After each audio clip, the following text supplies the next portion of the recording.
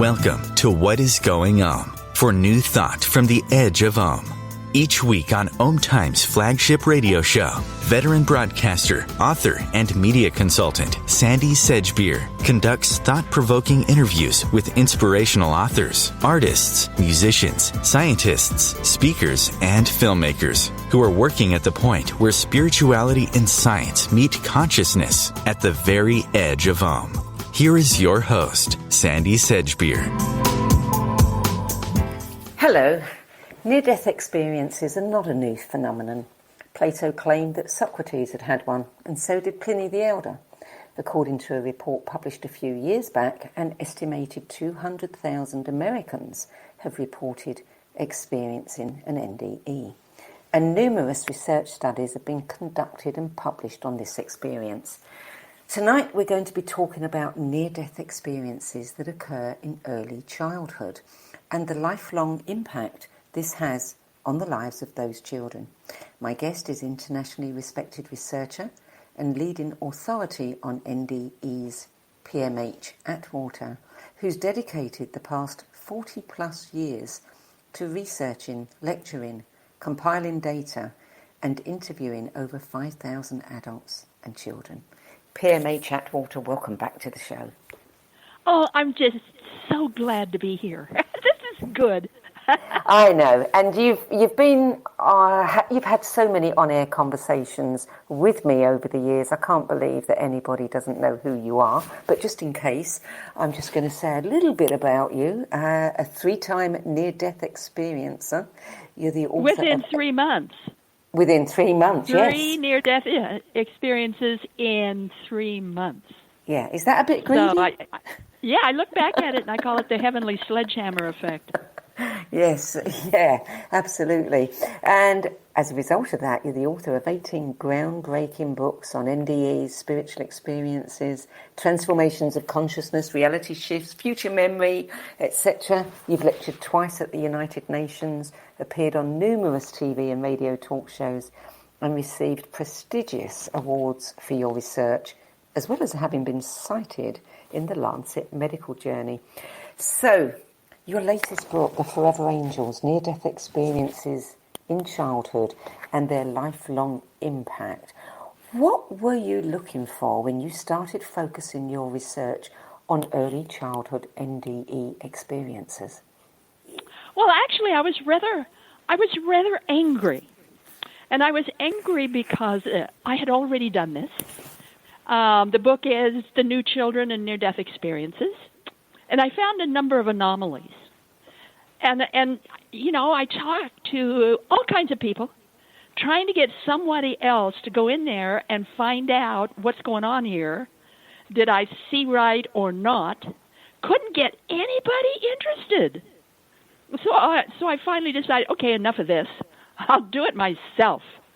So I started out again, about 3-4 years ago, and started researching children, although this time I went after birth up to the age of 5. So I'm going after the little bitty ones. Most of them had no before. So they have nothing they can compare anything with, like an older child or an adult can. Fortunately, in my first book, most of the people who helped me with that book or who volunteered were about 7 and under. There were, I was going after birth to the age of 15, but, I couldn't get the teenagers or the tweens to cooperate. So from 7 and under, and most of those were actually from 6 and under. So I could take that research where I was dealing with the young ones while they were still young, up to maybe the early 20s. In other words, forward-looking. And this time, I went after the mature group, people in their 50s, 60s, 70s, and 80s, who could verify having had a near-death experience between birth and the age of 5. And I asked them one question. What was it like for you to have such an experience at such a young age? Did it have any effect on your life? If it did, what? So in essence, I was asking for essays. And boy, was I ever flooded. The turnout was just remarkable. Just bowed me over. And some of the people were kind of angry. And they were angry because they lived in poverty. And they said, no researcher goes after us and wants to know what we went through.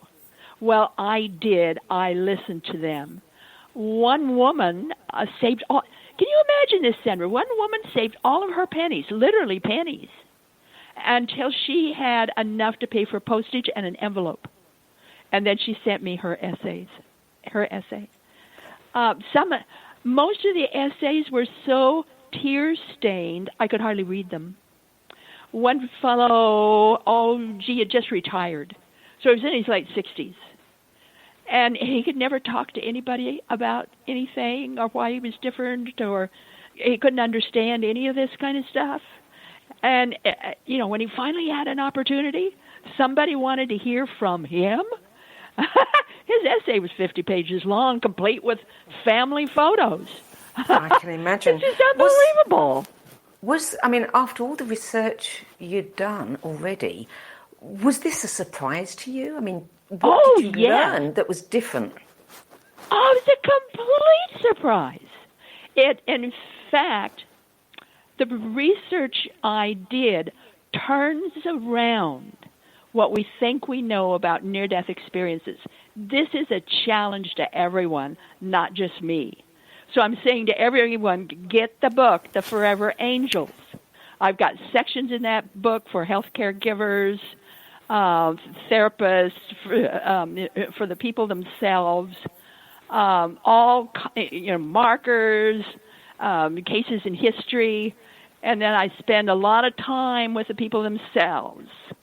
Some drew pictures, told us their stories, and then I went after, of course, the numbers and the research, and it's like nothing else I've ever come across. Well, what was so different then? What did it turn on its head? Well, we've got to keep in mind here, these, for the most part, are people who had no before. So we're talking about birthers. We're talking about birth. We're talking about ages 1, 2, 3, toddlers. So it's a whole different view of what life was like coming in. About 1/3 of them could remember their birth and remember it clearly. Many of those could remember being in the womb and remember it clearly. I had two who were there when they were conceived. They saw it happen, the position of the parents, all this kind of stuff, drew a picture about it. And when they were old enough, told their parents showed the picture, much to the embarrassment of the parents, because they were absolutely correct. Can you imagine that? They're absolutely correct.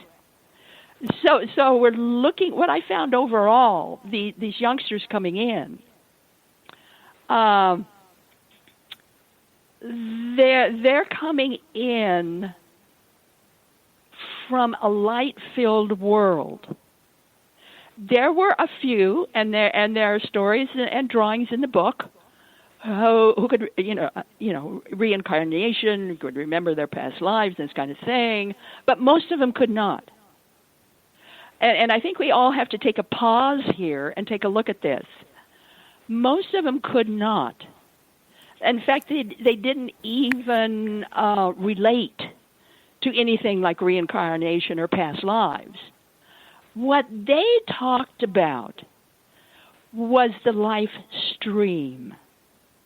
So I've got a lot of people talking about the life continuum, the life stream, that river of consciousness that we all go back to and then visit, from time to time. And their conception, most of them, of life is that life is over there. and that river goes along and will take a dip. That's what we call a life here on planet Earth or wherever. Then we go back and we go on, and then maybe take another dip, maybe not. So they look at life in the body different than most near-death experiencers do, and certainly different from most of us do. So it's a entirely different way of looking at things. And when they talk about their families, they don't relate to their families. If you had a child who had a near-death experience between birth and the age of 5, they do not think like anybody else in the family. In fact, very often they don't fit the family because they're so different. They don't think like anybody else in school. They don't relate to school. For the most part, these kids are coming in, or these people, these souls, however you want to address them, are coming in, and they're smarter, most of them, than the average child or baby. Most of them are abstracting by the first grade. So we can certainly go into that as we go along. One of the things that I really want to emphasize here is these kids, when you're talking about children, the average adult takes 7 to 10 years to integrate their near-death experience. Now, a lot of them will say they did it quicker, but if you're around them, if you talk to them, if you study them, you find out, nope, they're not integrated yet. So the average adult, 7 to 10 years. The average child, any child, especially the young ones up to about the age of 7 and 8, the average child takes 20 to 40 years to integrate their near-death experience, and that's because a child does not integrate. They compensate. Their desire, their urge, is to fit in. Fit into the family. They don't integrate. They compensate. Different thing. One of the things that struck me in your book, you said that you noted that the child who returns from a near-death experience is not the same child as before, but is a remodeled, rewired, reconfigured, refined version of the original, and a lot of parents bear this out. But isn't that also true of adult experiences? Don't they come back different? Yes, and certainly I did. I'm an example of that. But the children, these little bitty ones, even more, and they come back different in a different way. That's what really surprised me, is they're coming back in a different way, and they tend to follow a kind of pattern. And so we're talking now about children. We're not talking about adults. So let's put adults over on a corner somewhere in our mind, and let's blank out our mind and focus more on little bitty kids. The average child experiencer, and especially birth to the age of 5, most of them are abstracting by the first grade. Now, let me give you an example of that. This is a boy in Georgia, the state of Georgia, a little bit north of Atlanta. And he's in the first grade. He's not quite 6. Drowns about halfway through the school year. Had to take him out of school, of course, and keep him out until, he's well enough to go back. So think in your mind here. What is the average child reading in the first grade? I don't know what it is in England, but in the United States, it's See, Spot, Run. Yeah. Dick and Jane. This boy comes back reading Greek mythology and understands it, and goes up to his teacher and says, "Why was the book Robinson Crusoe ever written?" Well, of course, the teacher's stunned. And she had to pull him out of the class.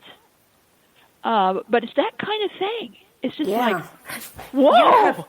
You have a lot of, in one of your chapters on historical experiences, you cite a lot of well-known people who were very precocious and did amazing things at young ages, and some of them even had several near-death experiences, like Benedict Cumberbatch.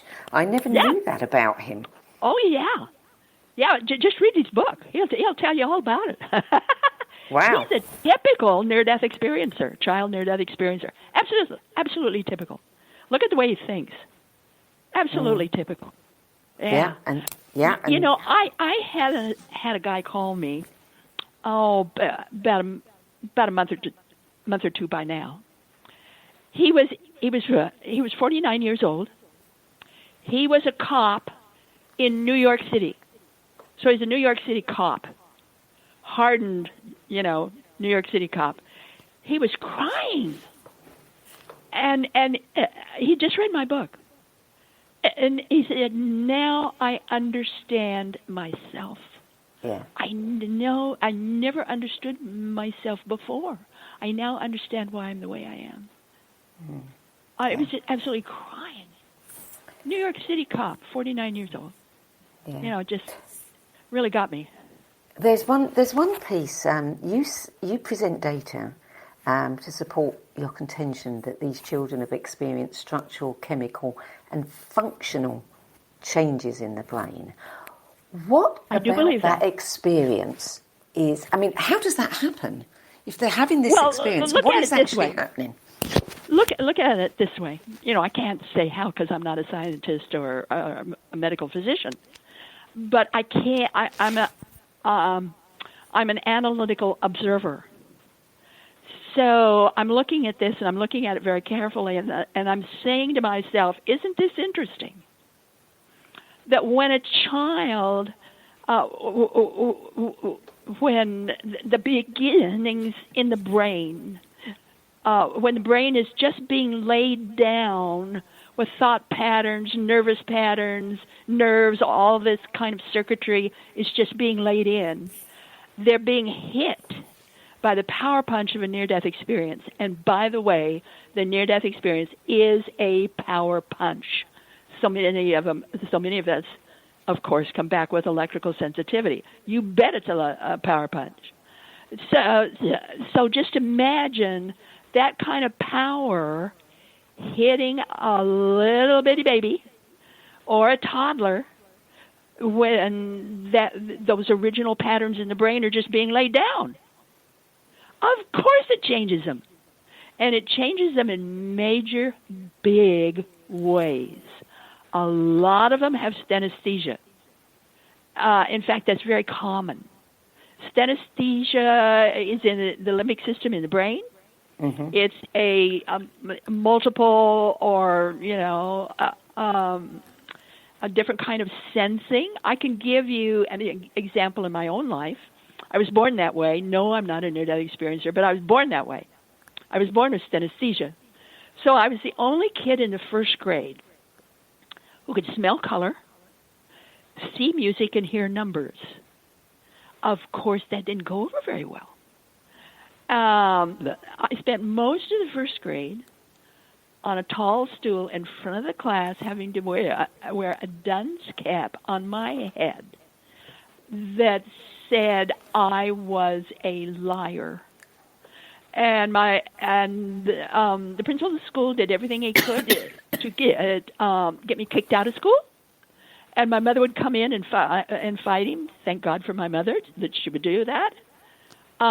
She believed I was a liar too, but she wanted me to be kept in the first grade. At the end of the first grade, I was so angry, just so angry, that I decided I was never going to be an adult when I grew up because all adults are stupid. And of course, I'm kind of still that way. But, when you're, more, even adults, because, synesthesia is also true with adults. An example, when an adult goes to buy a painting or a picture for their bedroom or their living room, they'll go for how the picture sounds, not just how it looked. And that's synesthesia. Yeah. There are other things that happen, like suddenly developing allergies to things and being more sensitive to all kinds of things in the environment. In fact, you say that there are several patterns of after effects: physiological, psychological, emotional, health.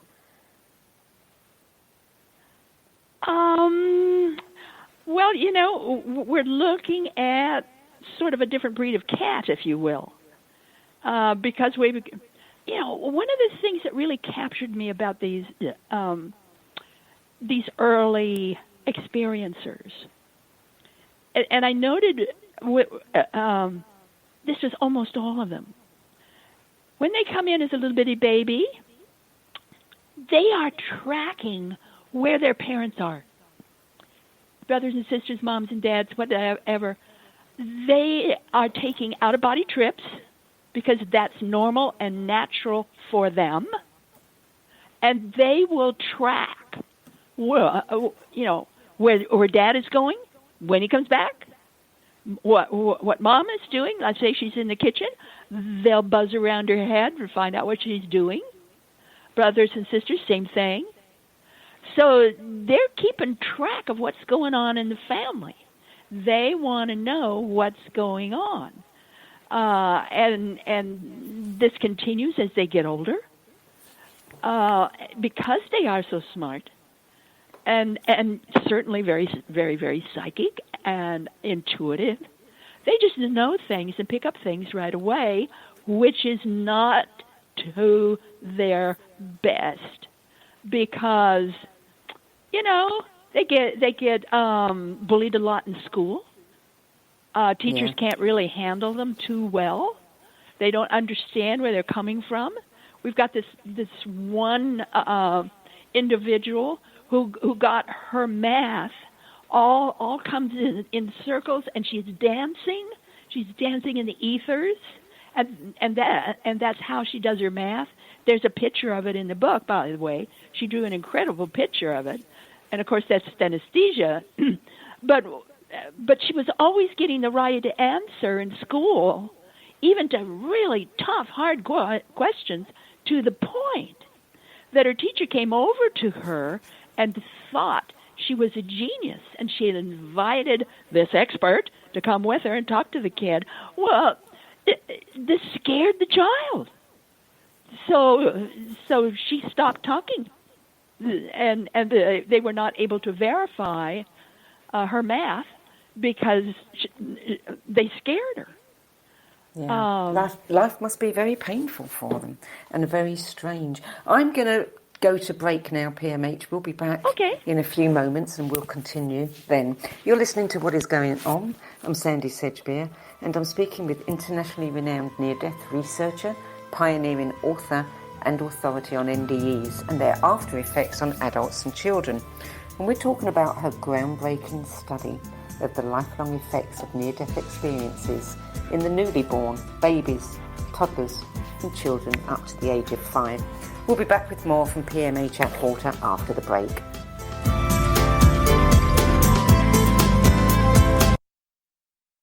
The future of Internet radio is here. OMTimes Radio. IOM FM. Brought to you by CDC and the Ad Council. With so much loss, you may feel like you can't handle it all. Meditation or other spiritual practices can help you feel more grounded and better able to cope. Find more self-care and coping tips at coping-19.org.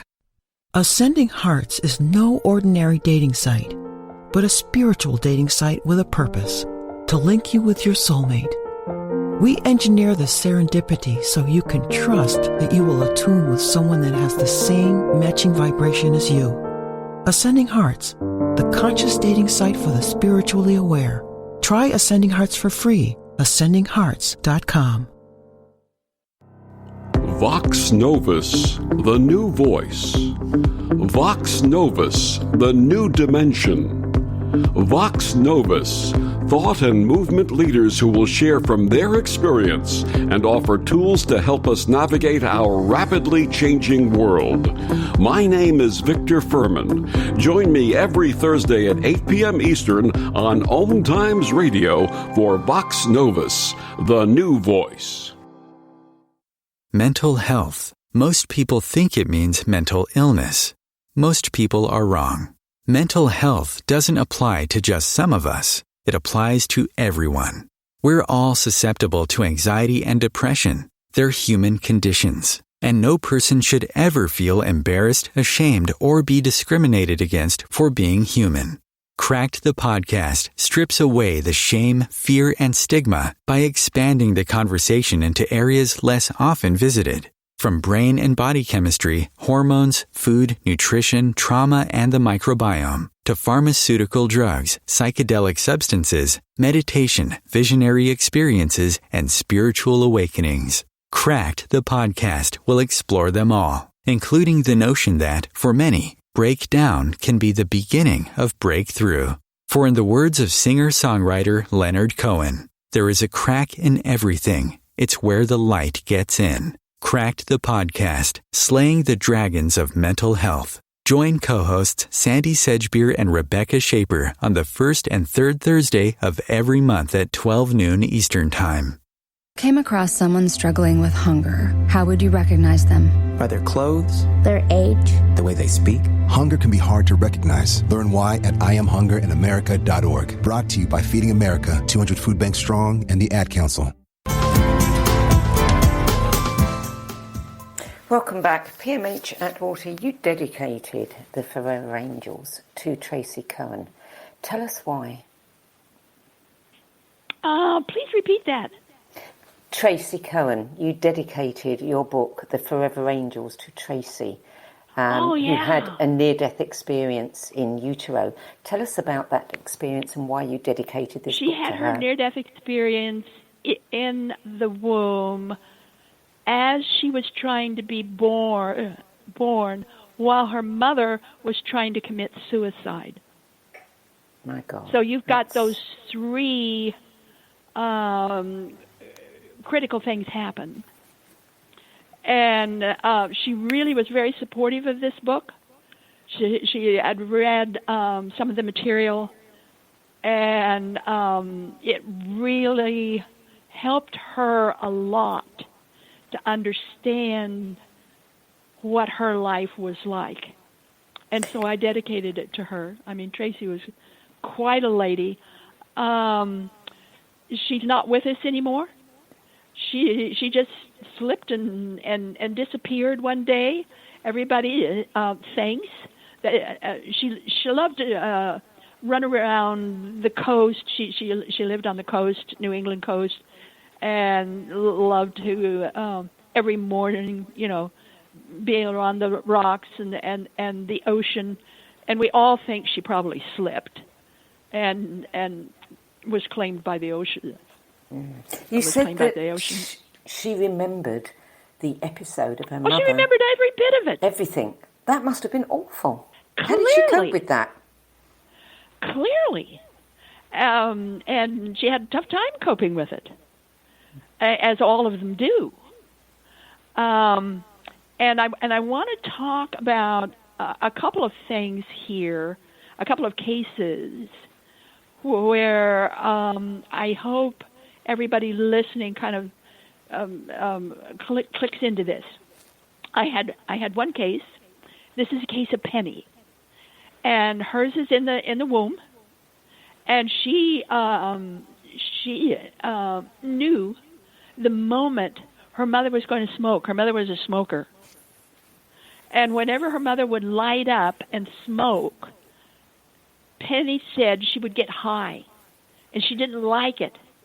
And she just sort of would grit and do everything she could to kind of hold herself in whenever her mother would do that. She didn't like her mother smoking.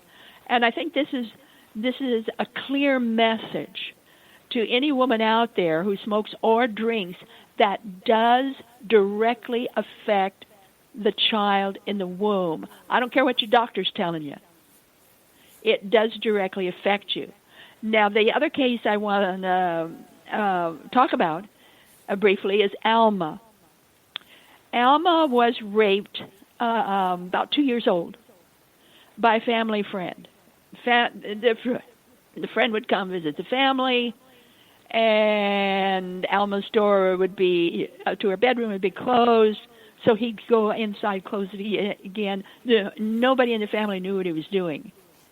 And he would get on top of her in the bed and almost suffocate her because he was so much bigger than she was, and rape her. Of course, you can imagine the pain and all of this other kind of stuff. But what I want you all to focus on is, of course, she left her body.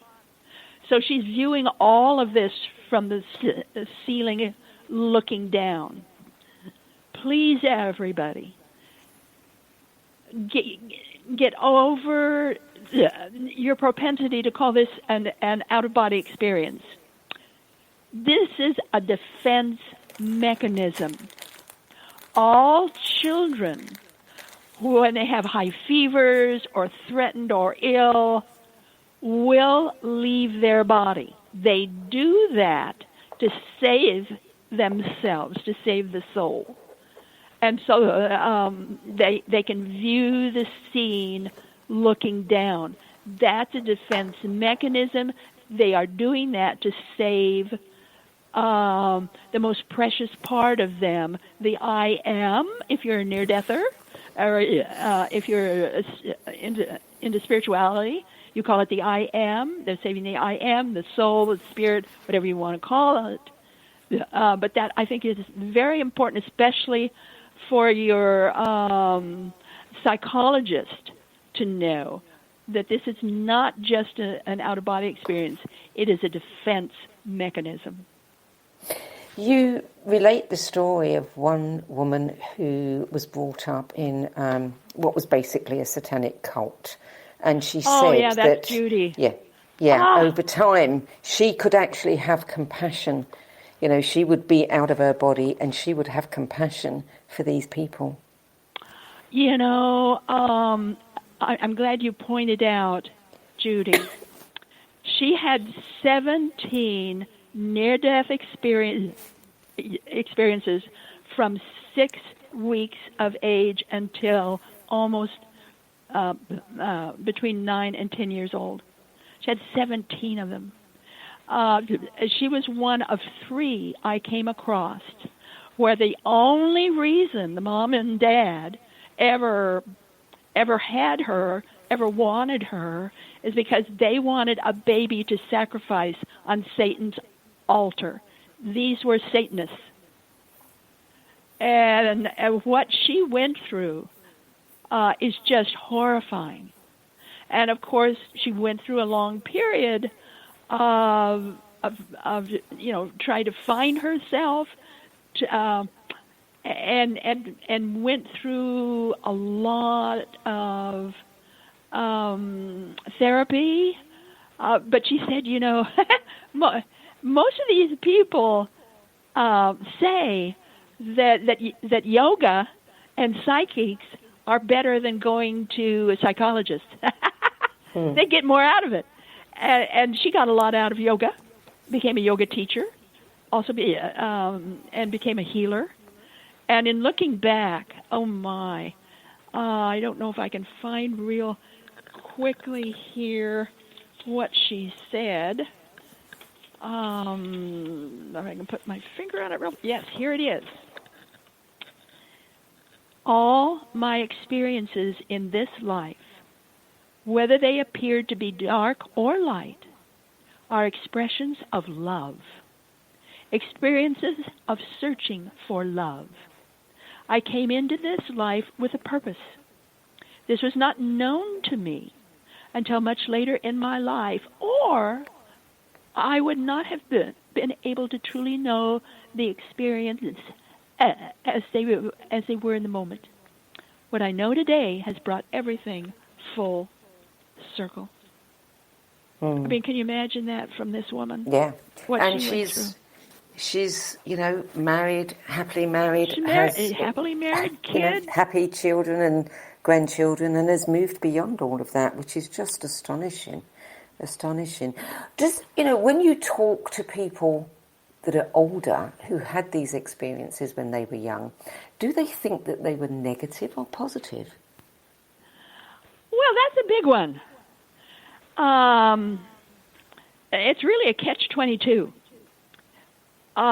When I was asking about that, 34% were positive about their very, very little tiny, when they were very little having a near-death experience.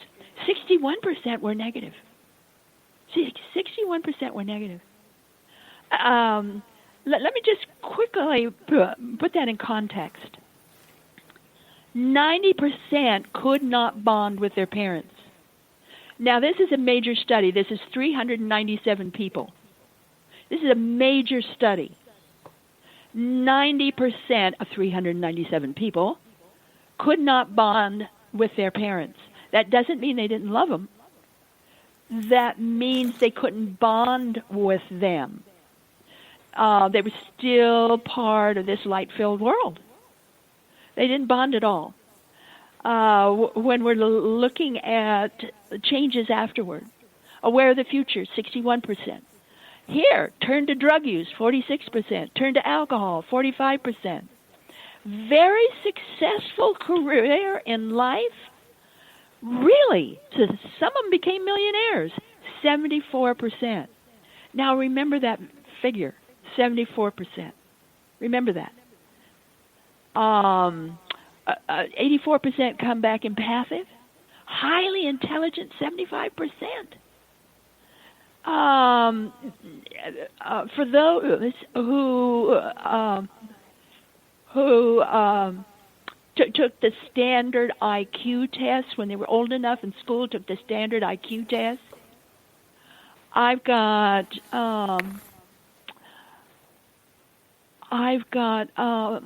right around 48%. Yeah, 48%. In the standard IQ test, we're scoring between 150 to 160 with no genetic markers to account for it. None. If they had their experience between birth and 15 months, especially if they had a dark light experience instead of a bright light experience, their IQ began at 180. Wow. 180. 180. Just imagine that. Okay, so I'm talking here about these incredible people who are changed in remarkable ways, even those that weren't changed that much, like the cop in New York, were still changed. And I said, remember that 74%. 74% had suicide ideation throughout their life. Wow, the same percentage. The same percentage. Highly successful, suicide ideation, same figure. What drove them to be highly successful, do you think? They're coming into this world, most of them, very intelligent people, lots of energy, most of them. Coming in as inventors, most of them.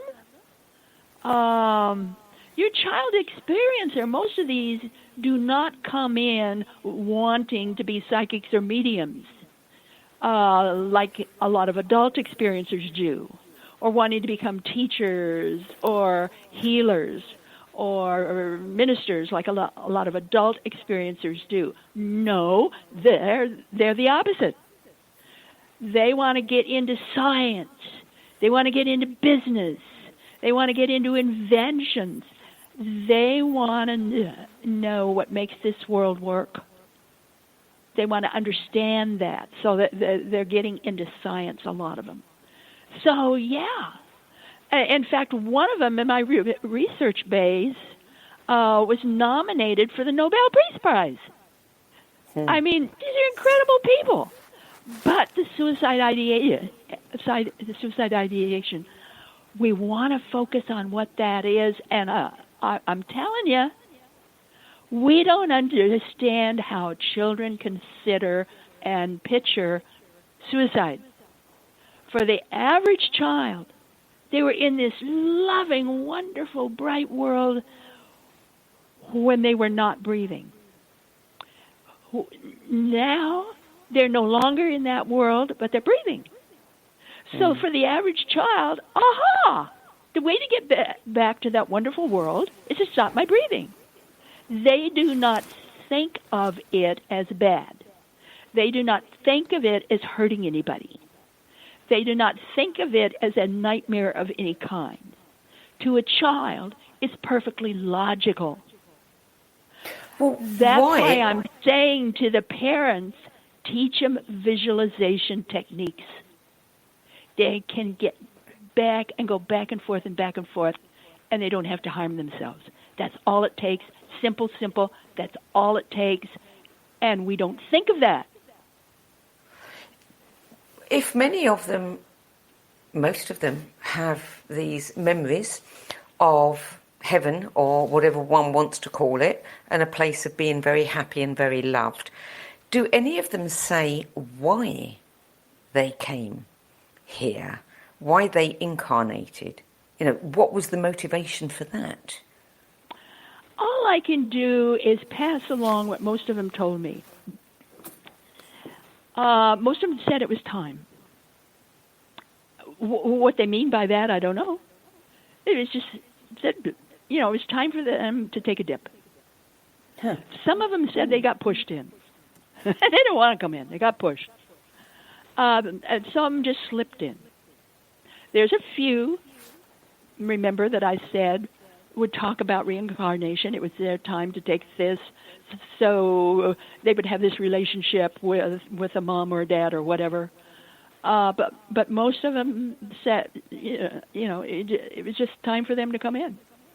And they didn't explain that because they didn't understand that themselves. It was just simply time to come in, so they came. Mm.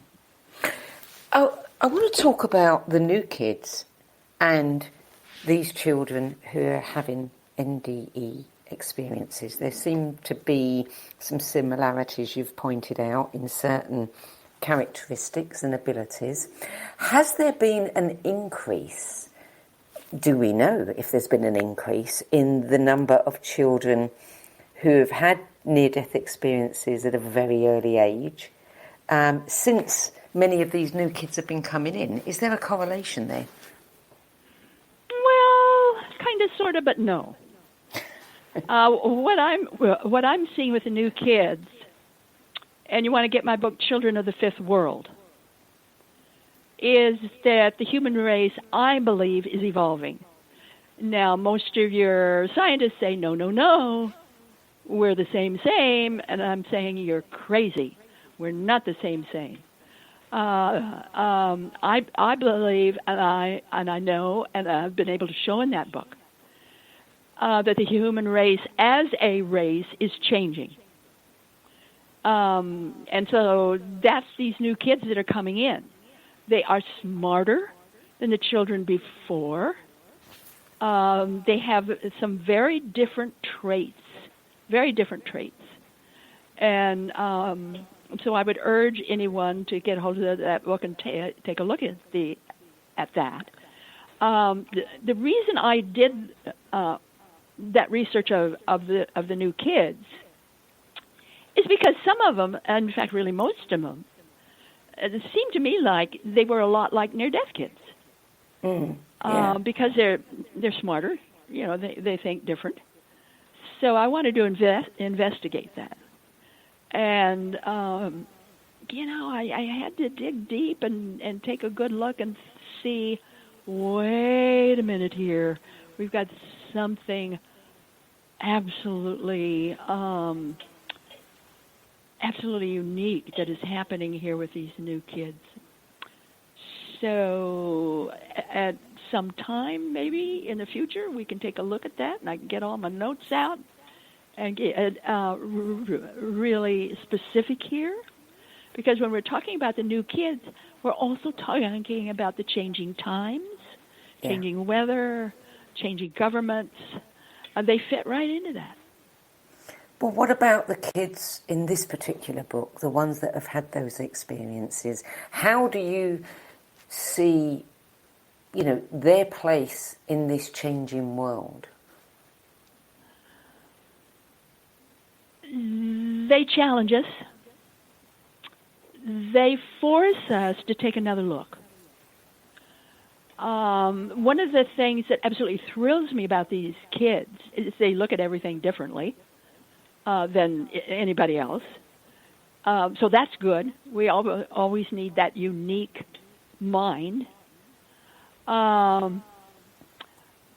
they're really showing us that what we don't pay much attention to, we ought to. And that is what makes everything tick. But because they're coming in and they're looking at what makes families work, what makes relationships work, what makes clocks work, what makes science work. They want to know what and why. And they do it with a dedication that is just remarkable. And we need that. We need people willing to tear things up and take another look at what we think everything works. And they're finding out, no, that's not the way everything works. Well, you said that they want to know how relationships work. How do these kids who've had early childhood near-death experiences navigate the world as they grow? I mean, if they're not, they love their parents, but they're not bonded to them, how do they manage with relationships when it's time when they reach adulthood or their teenage years? Well, some of them go through a lot of problems, as you might guess. Some of them get into drugs. Some of them get into alcohol because they can't figure it out. Those that work out the best are those that get into business. It's remarkable. They get into business or training and teaching. Do they find it easy to talk about, or do they keep it secret? Well, they don't recognize it. They don't recognize. Let me give you another example. This is a stewardess. I guess you'd call it a stewardess that I met in Toronto at the airport in Toronto, and she was just bubbling along, and she was talking about how she's not like anybody else in her family, and she just got the registration. They just accepted her into a marine school. She wants to study marine things, oceans and this kind of thing. Mm-hmm. She was just accepted. She went so high. She was 100% enthusiastic. And then she said, I'm not like anybody else in the family. Nobody else in the family understands me. And I don't fit my family. So I'm just going to get more into marine biology. And that was her solution. And that's the way a lot of them are. They want to get involved with healing or helping or lifting or making new. So what are your conclusions from this research? I mean, what is it that we most need to know about this? Well, I think what we most need to know about ourselves is that we are multidimensional. All of us are. I don't care how old you are. We're all multidimensional. We are all a soul. And that soul is what drives and energizes this body we wear. And it is what tends to challenge this brain we think we have. And it helps us to realize we are far more than we think we are. We're more capable of doing things than we think we are. We can learn and move far more than we ever had an idea for. And that there is a force. You can call it a God. There is this incredible presence that guides all of this, and that we are a part of. And it just helps us all to broaden who and what we think we are and why we're here. Yeah, well, you've had, as we said earlier, 3 near-death experiences within 3 months. My own heaven effect. Yes. And has it left you with an eagerness to get back to heaven? No. It has left me with an eagerness to figure out what this world is, and people are, and why we do things the way we do. It's left me with an absolute desire, function, passion to learn more about why we think the way we do. Our brains are the way they are, and the way the world works, and what we can do to help or hinder. It just left curiosity. It just left me so curious that now today I publish a free monthly newsletter, and anybody in the world can have it. Just get on my website, www.pmhatwater.com. That's all you need. Get over to the newsletter and sign up. There's an archive there. You can check past issues. And it's the newsletter of the curious. That's what I call it. Newsletter for the curious. I'm just so curious. Well, 40 years of research, yes, we can see that you're curious. Unfortunately, we're almost out of time now. I know. We could go we certainly could. Just very briefly, tell us about the next book and when it will be out. I don't know when it's going to be out. I'm finishing chapter 12 today, and I get into chapter 13 later today. This book, my 19th one, yeah, 19, is the most personal I've ever written. And it's scary. It's scary because I'm talking about things that I've never talked about before. About my own life, my own childhood, but specifically about my research. Because I was told to do the research I do in my third near-death experience. Yeah. By a voice I call the voice like none other. We're going to have to leave this here on a cliffhanger. Oh, just what's the title of the new book? I can't what tell is you the that. Oh, you can't tell me that. Okay, all right. Okay, so we're just going to have to remain curious. PMH get the Atwater. Newsletter, and then you'll find out all that's going on. Yeah, it's always a delight to speak with you. Thank you for joining us today. Sandra. You betcha. Okay. The Forever Angels, Near-Death Experiences in Childhood and Their Lifelong Impact is published by Bear & Company. For more information on the near-death phenomenon and PMH Atwater's research and books, sign up for that newsletter at pmhatwater.com. And if you get a chance, read her book, Future Memory, one of my absolute favourite books of all time. That's it for today. That was the second book I was told to write by that voice. I know, and it's a wonderful book. Okay, we have to leave it there, I'm afraid. I'm Sandie Sedgbeer. I'll be back with another edition of What is Going On at the same time next week. Till then, it's goodbye from me. Bye, everybody. Bye, PMH.